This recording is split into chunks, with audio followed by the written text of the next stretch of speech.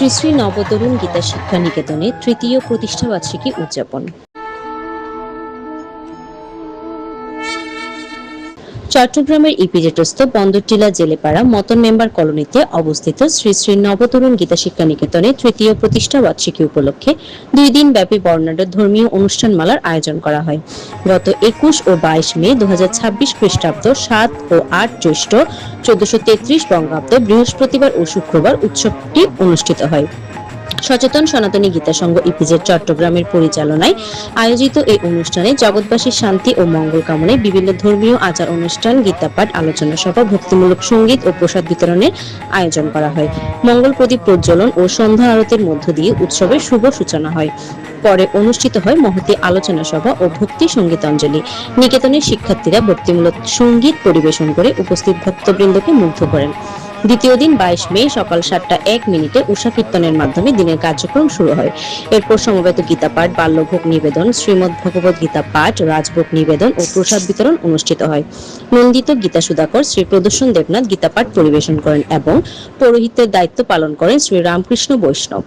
অনুষ্ঠানের সার্বিক তত্ত্বাবধানে ছিলেন নিকেতনের সাভারের শ্রীমতী সাধনা রানী দাস।